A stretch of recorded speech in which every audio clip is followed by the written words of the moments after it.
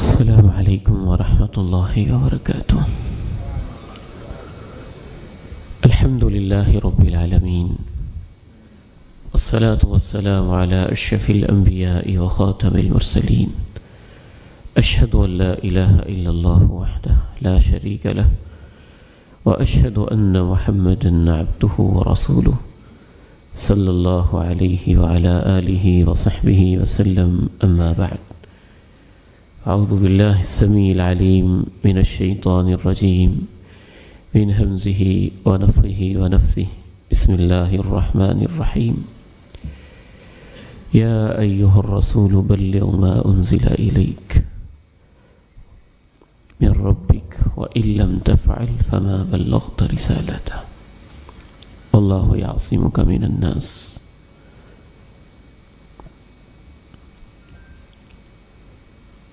یہ نورانی چہرے اور دین کے دائی، ان سے ملاقات اور ان سے گفتگو باعث شرف بھی ہے، وجہ سعادت بھی، ایک ذمہ داری بھی ہے، لیکن ایک احساس سے اپنائیت و محبت بھی۔ سچی بات تو یہ ہے کہ جس طرح اندھیری رات کے اندر کوئی دیا روشن ہو تو اس سے امید ہوتی ہے کہ راہیں واضح ہو جائیں گی، امت کے خطبہ گمراہیوں کے اندھیرے میں اس دیے کی طرح کام کرتے ہیں، یا رات کی تاریکی میں چاند اور قمر کی مثل ہوتے ہیں۔ انہی کی خطبات اور مواعظ سے دلوں کی دنیا بدلتی ہے۔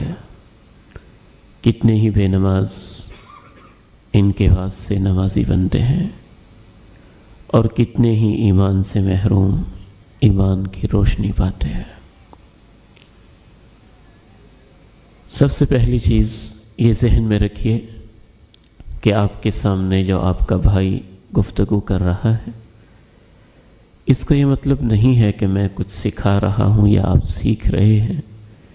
میں تو یہ مطلب سمجھتا ہوں کہ میں اپنا ایکسپیرینس، اپنا تجربہ آپ کے ساتھ شیئر کر رہا ہوں۔ بہت ممکن ہے آپ کے پاس مجھ سے بہتر تجربات ہوں، تو آپ بھی کسی وقت شیئر کریں۔ 5 اس وقت میں آپ کے سامنے اصول پیش کروں گا کہ خطبہ کا منہج کیا ہونا چاہیے۔ منہج ایسے اصول و قواعد کو کہتے ہیں جن کا اس نیت سے التزام کیا جاتا ہے کہ ایک خاص ہدف تک پہنچا جائے۔ ایک ہوتا ہے اسلوب اور ایک ہوتا ہے منہج۔ جناب موسیٰ علیہ السلام فرعون کو دعوت دے رہے ہیں، تو ان کا منہج تھا ایمان کی طرف بلانا، اور اسلوب تھا نرم الفاظ، نرم گفتگو۔ اسلوب ایک علیحدہ موضوع ہے اور منہج علیحدہ موضوع ہے، اور منہج کے بہت سارے اصول و قواعد ہیں، ان میں سے صرف 5 اس وقت ہم ڈسکس کریں گے۔ خطبہ یا تقریر یا بیان کے حوالے سے سب سے پہلا اصول یہی ہے کہ اس کو آپ ایک اہمیت دیں۔ یہ اتنا عظیم الشان کام ہے کہ میں بلا تأمل کہہ سکتا ہوں کہ تمام انبیاء کرام بنیادی طور پہ داعی تھے، اور دعوت کے لیے وہ بنیادی طور پہ خطابت ہی سے کام لیتے تھے۔ خود ہمارے پیارے نبی صلی اللہ علیہ وسلم نے جب دعوت کا آغاز کیا ہے تو کوہ صفا پہ ایک خطاب سے کیا ہے۔ آپ کی وہ پہلی تقریر اپنی مثال آپ ہے۔ آپ اس کے لیے خود اعلان بھی کر رہے ہیں، اے فلاں لوگو، اے فلاں لوگو، اے فلاں لوگو۔ پہاڑی پہ چڑھ رہے ہیں، اونچی جگہ پہ، تاکہ سب نظر آئیں۔ پھر آپ اپنی زندگی، اپنا کردار بھی پیش کر رہے ہیں، پھر آپ اپنے اس بیان اور تقریر کا آغاز جس کو براءت الاستحلال کہتے ہیں اتنے خوبصورت طریقے سے کر رہے ہیں۔ اے میرے خاندان کے لوگوں، اگر میں تمہیں بتاؤں کہ اس پہاڑی کے پیچھے سے ایک شاہ سوار قافلہ آ رہا ہے اور تمہارے اوپر حملہ کر رہا ہے، کیا تم میری بات کی تصدیق کرو گے؟ یہ آپ کے خطاب کا مقدمہ ہے۔ ڈائریکٹ آپ نے اپنی دعوت پیش نہیں کی، پہلے توجہ لی ہے، سوال پیش کیا ہے۔ سب بیک زباں ہو کے کہتے ہیں شیخنا الکریم، شیخ آپ یہاں تشریف لائیں۔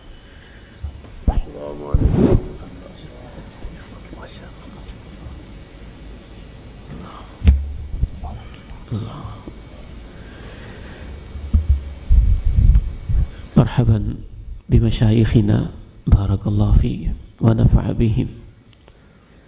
تو میں عرض کر رہا تھا کہ آپ علیہ الصلاۃ والسلام نے بھی اپنی دعوت کا آغاز خطبے اور خطاب سے کیا ہے، اعلان بھی خود کیا ہے، صفا پہاڑی کا انتخاب کیا ہے، اس کے اوپر چڑھے ہیں۔ مقدمہ اتنا خوبصورت ہے کہ پوچھ رہے ہیں اگر اس پہاڑی کے دامن کے حوالے سے میں تمہیں بتاؤں کہ ایک لشکر حملہ آور ہو رہا ہے تو کیا تم میری بات مانو گے؟ اور اس کے اندر اتنی خوبصورت ایک تمثیل ہے کہ جیسے پہاڑی کے پیچھے ان کی نظروں سے اوجھل ہے اور پہاڑی پہ چڑھ کے آپ دیکھ رہے ہیں، لوگوں کی نگاہوں سے آخرت اوجھل ہے اور آپ نبوت کی آنکھ سے دیکھ رہے ہیں، تو سب بیک زباں ہو کے کہتے ہیں کیوں نہیں، ما جربنا علیک الا الصدق، آپ نے تو ہمیشہ سچ ہی بولا ہے۔ پھر آپ اپنی دعوت کا آغاز کرتے ہیں۔ تو پہلا اصول یہ ہے کہ آپ اپنے خطبے کو اہم سمجھیں، اس سے اہمیت دیں اور اس کی باقاعدہ ویسے ہی تیاری کریں جیسے ایک مصنف کتاب لکھنے کی تیاری کرتا ہے۔ جب کوئی مصنف کتاب لکھتا ہے تو وہ یہ نہیں کرتا بلا سوچے سمجھے بس لکھنے بیٹھ جائے، وہ اس کا ایک خاکہ بناتا ہے، ابواب بندی کرتا ہے، فصول بناتا ہے، پھر اس کے کنٹینٹ لیتا ہے، پھر اس کی ترتیب لیتا ہے، پھر اس کی نظر ثانی کرتا ہے، پروف ریڈنگ کرتا ہے، پھر اس کو پبلک کے سامنے پیش کرتا ہے۔ میں سمجھتا ہوں کہ خطبہ بھی ایک تصنیف کی طرح ہوتا ہے اور ایک کتاب ہی کی طرح ہوتا ہے۔ اور الحمدللہ میں نے ڈاکٹر فضل الہی حفظہ اللہ حضرت شیخ سے ایک دفعہ ملاقات کی، جمعہ پڑھانے جا رہے تھے تو میں تب اسلامی یونیورسٹی میں تھا، میں نے اجازت چاہی کہ میں بھی، بلکہ انہوں نے خود ہی روک کے کہا بیٹے آپ نے کہاں جانا ہے؟ میں نے سعادت سمجھا، میں نے کہا آپ کے ساتھ ہی جانا ہے۔ انہوں نے مجھے بٹھا لیا۔ راستے میں کچھ پوچھنا چاہا تو فرمانے لگے بیٹا نہیں، بالکل خاموشی اختیار کرنی ہے، میں نے جو اپنا خطبہ تیار کیا ہوا ہے میں اس وقت اس کو ریوائز کر رہا ہوں۔ اور انہوں نے 10 صفحات لکھے ہوئے، اب اس کو وہ دیکھ رہے تھے، ترتیب لگا رہے تھے کہ میں نے اپنے اس خطبے کو کیسے پیش کرنا ہے۔ اور ڈاکٹر صاحب حفظہ اللہ کی جو کتابیں آپ دیکھتے ہیں ان میں سے متعدد کتابیں ایسی ہیں جو اصل میں ان کے خطبات اور لیکچرز ہی ہیں، لیکن انہوں نے اتنی محنت سے اس کو تیار کیا ہے کہ وہ باقاعدہ ایک تصنیف ہے۔ ہمارے شیخ محترم تشریف رکھتے ہیں، میرا اندازہ ہے کہ شیخ کی بھی کچھ کتابیں ان کے خطابات ہیں، آفات نظر، ان کا علاج، مومنین کی صفات کے بارے میں شیخ کی ایک کتاب، میرا اندازہ یہی ہے۔ اور کتنے ہی آپ کو ایسے اہل علم نظر آئیں گے جنہوں نے اپنے خطبات کو اس خوبصورت انداز سے ترتیب دیا کہ باقاعدہ وہ ایک تصنیف شمار ہوتے ہیں۔ تو سب سے پہلا اصول یہی ہے، آپ کے خطبے کے لیے اللہ نے اس کو اتنی اہمیت دی ہے، اسے فرض قرار دیا ہے۔ آپ کے خطبے کے لیے اللہ نے حکم دیا ہے کاروبار کو چھوڑ دو۔ آپ کے خطاب کے لیے اللہ نے لوگوں سے کہا ہے فَاسْعَوْا إِلَىٰ ذِكْرِ اللَّهِ۔ آپ کے خطاب کے لیے اللہ کے نبی نے اتنا اہتمام کیا ہے کہ اس قدر غور سے سامعین سے کہا سنیے، کسی سے یہ بھی نہیں کہنا کہ انصت، خاموش ہو جا۔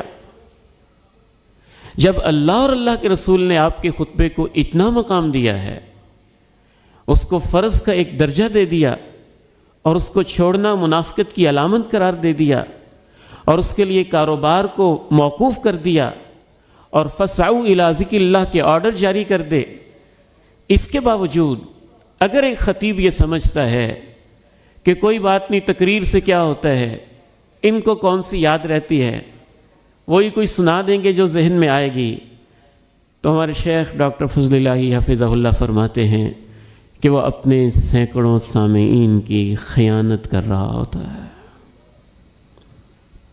وہ ان کا وقت ضائع کر رہا ہوتا ہے، اور اللہ کے ہاں وہ مجرم ہوتا ہے کہ اللہ نے جس چیز کو اتنا اہم قرار دیا تھا اس نے اس کو کوئی اہمیت ہی نہیں دی ہے۔ ڈاکٹر صاحب حفظہ اللہ نے ہمیں ایک دفعہ نصیحت کی اور فرمانے لگے کہ بیٹا، اللہ کے نبی علیہ السلام بھی خطبہ تیار کر کے دیتے تھے۔ تیار کرنے کے مطلب ہے کہ ذہنی طور پہ آپ کے بعض خطابات سے، احادیث سے معلوم ہوتا ہے کہ آپ سوچ کے آتے تھے کہ میں نے اتنی باتیں کہنی ہیں۔ ثلاث من کن فیہ وجد بہن حلاوۃ الایمان، جس کے اندر 3 چیزیں آ جائیں اسے ایمان کی مٹھاس مل جائے گی۔ ایسے ہی تو آپ نے آن دی اسپاٹ نہیں کہہ دیا بغیر سوچے سمجھے، آپ نے حدیث بیان کرنے سے پہلے سوچا یقیناً کہ میں نے ایمان کے حوالے سے آج صحابہ کو 3 چیزیں بتانی ہیں۔ منافقت کی بات آئی ہے تو امام کائنات فرما رہے اربع من کن فیہ، جس کے اندر یہ 4 عادتیں ہوں گی، کان منافقا خالصا، وہ خالص منافق ہوگا۔ کبیرہ گناہوں کے بارے میں آپ توجہ دلانا چاہتے ہیں تو فرما رہے ہیں اجتنبوا السبع الموبقات، 7 تباہ کن گناہوں سے بچ جاؤ۔ آپ سوچ کے آئے ہوں گے تو گن کے آپ نے 7 گن کے بتائے۔ آپ نیکی اور برائی کے بارے میں بتانا چاہ رہے ہیں تو فرما رہے ہیں ثلاث مہلکات و ثلاث منجیات، 3 چیزیں تباہ کر دیتی ہیں، 3 چیزیں بچا لیتی ہیں، پھر آپ ان کی تفصیل بیان کر رہے ہیں۔ بادروا بالاعمال 6، قیامت کی نشانیاں بیان کر رہے ہیں تو فرما رہے ہیں 6 نشانیوں سے پہلے نیکیوں میں جلدی کر لو۔ تو اس سے علماء نے استنباط کیا کہ اب یہ چیزیں، یہ پوائنٹس اللہ کے نبی علیہ السلام نے سوچے ہیں اور پھر ایک ترتیب سے امت کے سامنے بیان کیا ہے۔ آگے بڑھتے ہیں اس حوالے سے۔ دوسرا پوائنٹ یہ ہے کہ وہ خطبہ نہیں ہے جس کے اندر قرآن مجید کی آیات نہیں ہیں۔ اللہ تعالیٰ نے ہمیں صرف یہ نہیں کہا کہ ایک تقریر سنا دو، یہ بھی بتایا ہے کہ اس تقریر میں کیا سناؤ۔ یا ایھا الرسول بلغ ما انزل الیک، اے میرے پیارے نبی صلی اللہ علیہ وسلم آپ پہنچا دیجئے، تبلیغ کیجئے، کس چیز کی؟ ما انزل الیک من ربک، اس چیز کی جو آپ کی طرف، آپ کے رب کی طرف سے نازل کیا گیا ہے۔ تو بنیادی طور پہ ہمارا فوکس قرآن مجید پہ ہونا چاہیے، اور میں بڑے افسوس کے ساتھ کہوں گا، ہمارا مشاہدہ یہ ہے یا آبزرویشن یہ ہے کہ شاید بہت سارے خطباء ایسے ہوتے ہیں 1 گھنٹے کی تقریر کے اندر 1 آیت بھی پوری نہیں پڑھتے، بلکہ جو مرکزی آیت انہوں نے پیش کرنی ہوتی ہے وہ بھی شاید بعض دفعہ محسوس ہوتا ہے پوری نہیں تیار کر کے آئے ہوتے، اس میں سے بھی اتنا سا ٹکڑا، اتنا سا حصہ پڑھتے ہیں جو انہوں نے پیش کرنا ہوتا ہے۔ قرآن مجید سب سے بڑا دعوت کا نصاب ہے، اور ہماری توجہ، ہمارا فوکس سب سے زیادہ اسی پر ہونا چاہیے۔ رسول اللہ صلی اللہ علیہ وسلم کا، صحابہ کرام کا، اور آپ سے پہلے انبیاء کا یہی منہج رہا ہے کہ وہ لوگوں کو اللہ کا پیغام پہنچاتے تھے کہ اللہ تعالیٰ نے کیا کہا ہے۔ چند ایک شواہد اس حوالے سے میں آپ کے سامنے رکھتا ہوں۔ آپ جتنی بھی مؤثر تقریر کر لیں، جو کلام اللہ کے اندر شفا ہے، جو اللہ کے کلمات کے اندر نور ہے، جو ان کے اندر برکت ہے، جو آیات ربانیہ کے اندر تاثیر ہے، جو کلام الہی کے اندر اللہ رب العزت نے دلوں میں اتر جانے کی ایک قوت رکھی ہوئی ہے، جتنے بھی آپ فصیح و بلیغ ہو جائیں، آپ کے خطاب کے اندر اور آپ کی گفتگو کے اندر وہ تاثیر پیدا نہیں ہو سکتی ہے۔ لو انزلنا هذا القرآن على جبل لرأيته خاشعا متصدعا من خشیۃ اللہ. یہ اللہ کا کلام ہے. آپ اللہ کا کلام لوگوں کے سامنے پیش کر دیں، پھر اس میں تاثیر پیدا کرنا میرے رب کا کام ہے. پھر دیکھیے دلوں کی دنیا کے اندر تبدیلیاں کیسے ہوتی ہیں اور اللہ تعالیٰ کس انداز سے دلوں کو بدلتا ہے. یہ دیکھیے قرآن مجید میں بھی یہی حکم ہے کہ آپ لوگوں کو وہ پہنچائیں جو اللہ نے نازل کیا ہے. ایک مقام پہ کہا وَأُوحِيَ إِلَيَّ هَذَا الْقُرْآنُ لِأُنذِرَكُمْ بِهِ وَمَنْ بَلَغَ. میرے اوپر یہ قرآن اتارا جا رہا ہے، اس کے ذریعے سے میں تمہیں خبردار کرنا چاہتا ہوں. ایک مقام پہ اللہ نے کہا فَذَكِّرْ بِالْقُرْآنِ مَنْ يَخَافُ وَعِيدٍ. اس قرآن کے ذریعے آپ تذکیر کیجئے، اس قرآن کے ذریعے لوگوں کو ریمائنڈر دیجئے. اور رسول اللہ صلی اللہ علیہ وسلم کے بارے میں سیدہ ام ہشام رضی اللہ تعالی عنہا بیان کرتی ہیں ما حفظت قاف الا من فی رسول اللہ صلی اللہ علیہ وسلم یخطو بها کل جمعہ. میں نے سورہ قاف اللہ کے نبی سے سن کے یاد کی ہے. آپ ہر خطبے کے اندر اس کی تلاوت فرماتے تھے. اسی طرح سے رسول اللہ صلی اللہ علیہ وسلم مکی دور میں سورہ نجم کی تلاوت کر رہے ہیں اور اس کے اندر اللہ نے اتنی تاثیر رکھی ہے کہ مشرکین مکہ بھی سجدے میں جا پڑتے ہیں اور جنات بھی سجدے میں گر پڑتے ہیں. یہ اللہ کے کلام کی تاثیر ہے. حضرت جعفر طیار رضی اللہ تعالی عنہ ایک نان مسلم کے سامنے، بادشاہ کے سامنے اور وقت کی ایک سپر پاور کے اختیارات رکھنے والے شخص کے سامنے کس انداز کے ساتھ اللہ کے دین کی تبلیغ کر رہے ہیں کہ اس کو قرآن مجید کی تلاوت سنا رہے ہیں. اور اللہ نے اپنے کلام کے اندر اتنی تاثیر رکھی ہے کہ اس کی داڑھی بھی بھیگ جاتی ہے اور جتنے پادری بیٹھے ہوتے ہیں ان کے ہاتھوں میں جو بائبل ہوتی ہے اس کے صفحات بھی آنسوؤں سے تر ہو جاتے ہیں. تو کلام اللہ ہمارا بنیادی نصاب ہونا چاہیے اور ہر خطبے کے اندر باقاعدہ سوچ کے ہمیں جاننا چاہیے کہ آج میں نے کتنی آیات سنانی ہے اور میرے موضوع کے متعلقہ کیا کیا آیات ہیں، کس طرح سے میں نے اس کی تشریح لوگوں کے سامنے پیش کرنی ہے. مدینہ منورہ کے سب سے پہلے داعی حضرت مصعب بن عمیر رضی اللہ تعالی عنہ، جب ان کے خلاف پروپیگنڈا کیا جاتا ہے اور مدینہ کا سردار آتا ہے کہ آپ ہمارے نوجوانوں کو گمراہ کر رہے ہیں، تو مصعب بن عمیر جیسے داعی اور خطیب کی حکمت دیکھیے. آپ کہتے ہیں سردار جی تشریف رکھیں، کوئی غلط بات ہو تو آپ روک دیں، صحیح ہو تو آپ سنیں تو صحیح، مجھے بات کا موقع تو دیں. تو کہتے ہیں سنائیں. تو حضرت مصعب بن عمیر رضی اللہ تعالی عنہ اللہ کے کلام کی تلاوت شروع کرتے ہیں. یہ تلاوت کرتے جاتے ہیں اور اس کے چہرے کا رنگ بدلتا چلا جاتا ہے. کہتا ہے یہ کلام تمہارے دین میں داخل ہونے کا طریقہ کیا ہے؟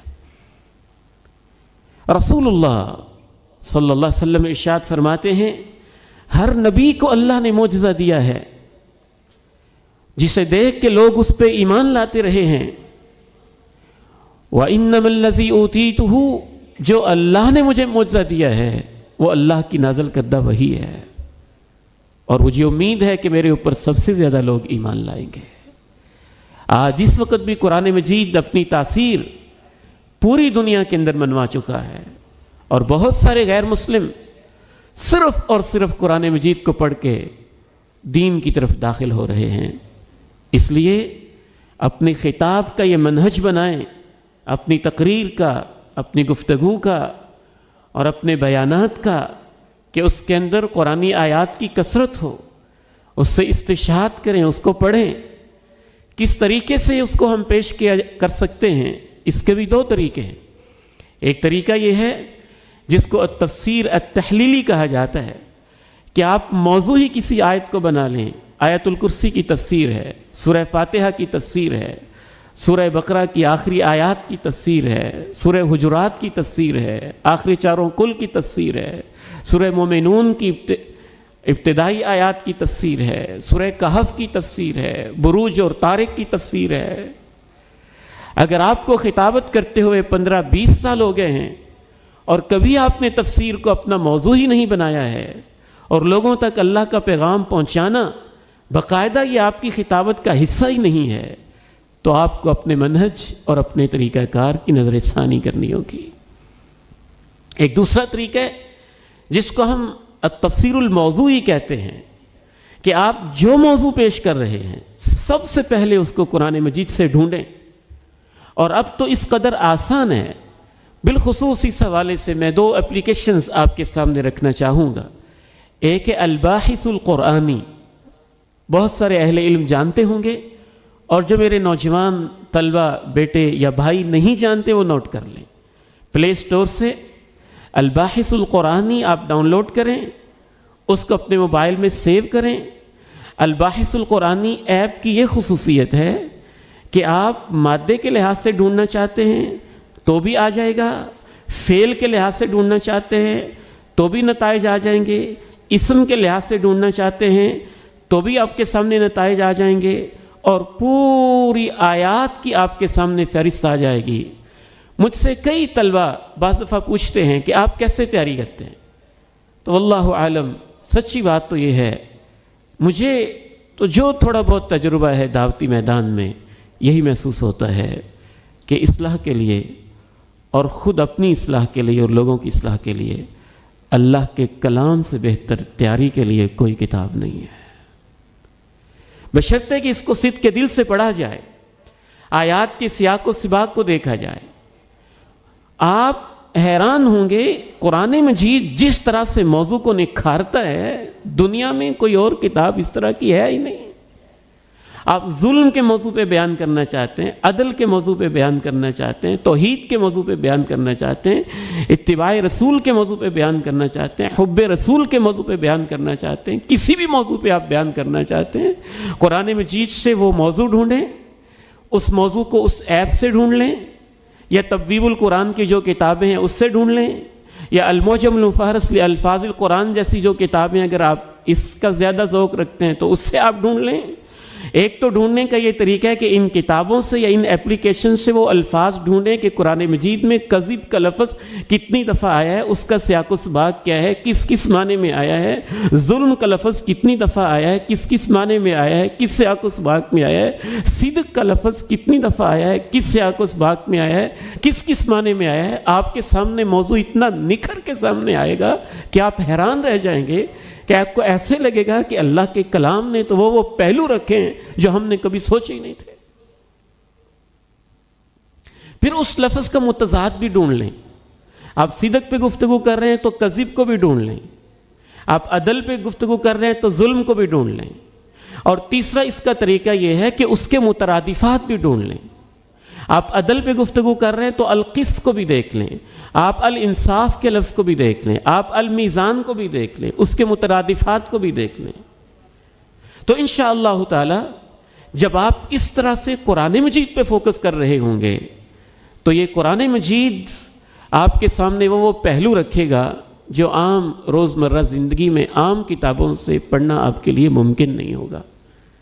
اور اس کے لیے ان آیات کو اکٹھا کر کے ہر آیت کی ہیڈنگ لگاتے جائیں، اس آیت سے یہ ثابت ہو رہا ہے، اس آیت سے یہ ثابت ہو رہا ہے، اس آیت سے یہ ثابت ہو رہا ہے، اس آیت سے یہ ثابت ہو رہا ہے، اس کے متعلقہ کوئی 2-4 تفاسیر پڑھ لیں۔ اور اس کے لیے ایک بہترین اپلیکیشن ہے ایزی قرآن و حدیث، یہ اردو کے اندر ہے، اور تفسیر کے نام سے بھی اپلیکیشن موجود ہے، علیحدہ علیحدہ تفسیریں بھی موبائل کے اندر مل جاتی ہیں۔ آپ اردو کا ذوق رکھتے ہیں تو خصوصاً حضرت حافظ صلاح الدین یوسف رحمہ اللہ کی تفسیر احسن البیان، اور حضرت شیخ بھٹوی کی تفسیر القرآن، اور تفسیر ابن کثیر مترجم پڑھ لیں۔ آپ عربی کا ذوق رکھتے ہیں تو تفسیر طبری، تفسیر ابن کثیر، اور الفاظ کی تحلیل کے لیے خصوصاً التحریر والتنویر ابن عاشور کی، اس کو سامنے رکھیں، 2-3 تفسیریں بھی دیکھ لیں۔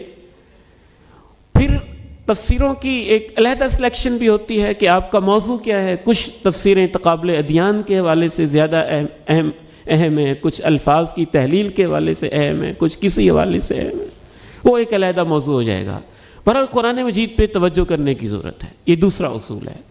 اور تیسرا اصول یہ ہے، قرآن کے بعد آپ احادیث مبارکہ کی طرف آئیں۔ اِنَّا أَنزَلْنَا إِلَيْكَ الذِّكْرَ لِتُبَيِّنَ لِلنَّاسِ مَا نُزِّلَ إِلَيْهِمْ اور خصوصاً آپ تفسیر ابن کثیر کو جب دیکھیں گے اس آیت کے ذیل میں جا کے تو اتنی خوبصورت احادیث کو آپ کی کو کلیکشن نظر آئے گی کہ شاید آپ کو علیحدہ سے ڈھونڈنے کی ضرورت بھی نہ رہے۔ احادیث کے لیے بھی پھر وہی طریقہ ہے کہ وہی لفظ آپ الموجم المفہرس لالفاظ الحدیث میں دیکھ لیں۔ آپ جو حدیث کی اپلیکیشنز ہیں، الباحث الحدیثی بہت اچھی اپلیکیشن ہے، الکتب التسعہ بہت اچھی اپلیکیشن ہے، المکتبہ الشاملہ بہت خوبصورت مکتبہ ہے، اس میں سے آپ سرچ کر لیں اور اس کی ایک ترتیب لگا لیں۔ اگر آپ یہ نہیں کر سکتے ہیں تو کچھ ایسی کتابیں جن میں آیات، احادیث، آثار کو جمع کیا گیا ہے وہ آپ اپنے مطالعے میں رکھیں، اور ان میں سے خصوصاً 3 کتابیں میں آپ کے سامنے رکھنا چاہوں گا۔ ایک موضوع ہے نظرۃ النعیم، بہت خوبصورت ہے، ایک ہی موضوع پہ آیات، احادیث، آثار جمع کر دیتے ہیں۔ اور ایک بہت خوبصورت کتاب ہے، اکثر نوجوان طلبہ اس کی طرف ان کا دھیان نہیں گیا، لیکن مجھے اس سے بہت فائدہ ہوا۔ سید حسین العفانی کی کتاب ہے صلاح الامہ فی علو الہمہ، یہ 12 جلدوں میں ہے، اور اس مصنف نے ماشاءاللہ علو الہمہ کا جو معنی لیا ہے نا، علو الہمہ فی الایمان، علو الہمہ فی الصلاح، علو الہمہ فی العبادہ، فی الزہد، فی الانفاق، فی الشجاعہ، ایک ایک چیز کو بہت خوبصورتی کے ساتھ انہوں نے لیا ہے، اور 12 جلدوں کے اندر یہ بڑی خوبصورت کتاب ہے۔ خصوصاً ہم ویسے عربی پڑھنے سے خام خواہ ڈرتے ہیں، کوئی ایسا مسئلہ نہیں ہوتا ہے، اور میں نوجوان اپنے طلبہ سے اور بھائیوں سے خصوصاً کہنا چاہتا ہوں کہ آپ عربی پڑھنا شروع کر دیں، آنی شروع ہو جائے گی۔ ابتدا میں 1-2 مہینے پرابلم ہوگی، اور اس کے بعد انشاءاللہ آپ کے اندر آہستہ آہستہ خود ہی ذوق پیدا ہو جائے گا۔ ساری احادیث آپ نے پڑھی ہوئی ہیں، آیات آپ نے پڑھی ہوئی ہیں، تو یہ دیکھ کے یہ عربی میں کتاب ہے ہم اس کو ہاتھ ہی نہیں لگاتے۔ جو مواد عربی کے اندر ہے وہ ہمیں اردو میں نہیں مل سکتا ہے۔ اس کے ساتھ ساتھ کچھ ویب سائٹس بھی ہیں جن کے اوپر تیار شدہ خطبات موجود ہوتے ہیں، آپ ان سے بھی رہنمائی لے سکتے ہیں، اور اس میں خصوصاً سعید ہے، المنبر ہے، الوکا ہے، ان کو آپ براؤز کریں، سرچ کر لیں۔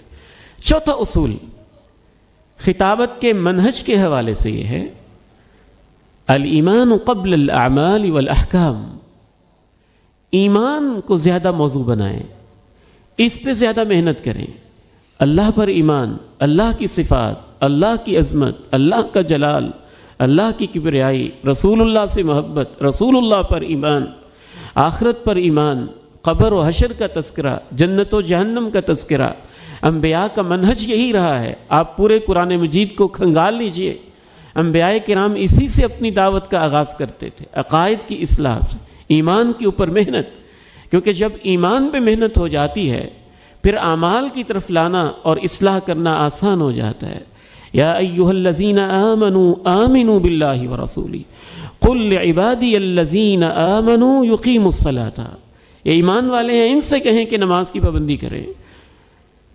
ذالکم یوعظ بہ من کان یؤمن باللہ والیوم الآخر، اس نصیحت سے فائدہ اس کو ہوگا جس کے اندر ایمان پایا جاتا ہے اللہ پہ اور آخرت پہ۔ اللہ کے پیارے نبی علیہ السلام کی مکی زندگی 13 سالہ، اس کا یہی منہج رہا ہے کہ آپ ایمان پہ محنت کرتے رہیں، اخلاق کے اوپر محنت کرتے رہیں، اور اسی کا پھر یہ نتیجہ تھا کہ پھر جب ایمان پہ آپ خوب محنت کریں گے، بار بار ان موضوعات کو بیان کریں گے، لیکن تنوع کے ساتھ، مختلف اسلوب کے ساتھ، اور وہ بھی ہمیں قرآن مجید سے ملے گا، جس کو قرآن مجید تصریف الآیات کہتا ہے۔ ایک ہی موضوع کو قرآن مجید 100 رنگ سے باندھ کے رکھتا ہے اور بڑے خوبصورت انداز میں اس کو پیش کرتا ہے، تو انشاءاللہ پھر عمل کی طرف لوگوں کو لانا آسان ہوگا۔ جب ایمان پہ محنت کی تو پھر ہی یہ نتیجے آئے کہ شراب کے جام لبوں کو لگے ہوئے ہیں اور پیچھے ہٹا دیے گئے، حکم ہوا ہے وَلْيَضْرِبْنَ بِخُمُرِهِنَّ عَلَى جُيُوبِهِنَّ، اور راتوں رات چادروں کے انتظام ہو گئے ہیں۔ اس لیے سیدہ عائشہ رضی اللہ تعالی عنہا ارشاد فرماتی ہیں کہ سب سے پہلے جو اللہ نے صورتیں نازل کی ان کے اندر ایمان تھا۔ المفصل کی کچھ صورتیں اللہ تعالیٰ نے نازل کی جن میں آخرت کا تذکرہ تھا۔ جب لوگ ایمان کی طرف آ گئے، ثم نزل الحلال والحرام، پھر حلال و حرام کے احکام اللہ تعالیٰ نے نازل کیے تھے۔ اس حوالے سے آخری گزارش کر کے میں انشاءاللہ اپنی گفتگو کو سمیٹتا ہوں۔ آخری ایک 5واں اہم ترین منہج کا اصول یہ ہے دعوت کا جس کی طرف ہمارے فاضل بھائی اور ہمارے محسن حضرت شیخ قاری صاحب صاحب حافظہ اللہ توجہ دلا رہے تھے، آپ کو سمجھنا ہے کہ آپ کس ڈپارٹمنٹ سے تعلق رکھتے ہیں، آپ کا شعبہ کیا ہے، آپ کا مقام کیا ہے، آپ کا منصب کیا ہے۔ آپ قاضی نہیں ہیں، آپ جج بھی نہیں ہیں، آپ مناظر بھی نہیں ہیں، آپ کوئی ایس پی اور تھانے دار نہیں ہیں، آپ کوئی کورٹ کے اندر فیصلہ سنانے والے جوڈیشری سے تعلق رکھنے والے بھی نہیں ہیں، آپ ایڈوکیسی کرنے والے اور وکالت کرنے والے بھی نہیں ہیں۔ آپ کیا ہیں؟ آپ داعی ہیں۔ تو داعی کا کام دعوت دینا ہوتا ہے۔ اس کو اہل علم نے کہا ہے التعلیم والبلاغ لا الحکم والحساب۔ ہمارا کام لوگوں کو سکھانا اور پہنچانا ہے، ان پہ احکام لگانا، فتوے لگانا اور ان کا احتساب کرنا اور ان کو اپنی عدالت میں کٹہرے میں کھڑے کر کے ان کے اوپر مختلف قسم کی فتووں کی مشینیں چلانا، یہ ہمارا منصب نہیں ہے۔ وہ کریں گے، علیحدہ علیحدہ ہر ایک کا شعبہ ہے، لیکن جب آپ ممبر پہ کھڑے ہوئے ہیں، خطبہ جمعہ دے رہے ہیں، تو آپ کا بنیادی کام دعوت ہے۔ بالکل ایسے ہی جیسے ایک ڈاکٹر کے پاس مریض آئے جس کو کانٹا چبھا ہوا ہو، تو بڑے دھیان کے ساتھ وہ آرام آرام سے نشتر لگاتا ہے یا چیز لگاتا ہے، آہستہ آہستہ مریض کو تکلیف بھی نہ ہو، کانٹا بھی نکل جائے، اس کا علاج بھی ہو جائے۔ تو آپ کے پاس وہ لوگ آئے ہوئے ہیں جن کے دلوں میں کہیں شکوک و شبہات کے کانٹے ہیں اور کہیں شہوات کے کانٹے ہیں، تو ہم نے تو محبت سے نکالنا ہے، ایک درد کے ساتھ، ایک تڑپ کے ساتھ، ایک جذبے کے ساتھ، ایک پیشن کے ساتھ۔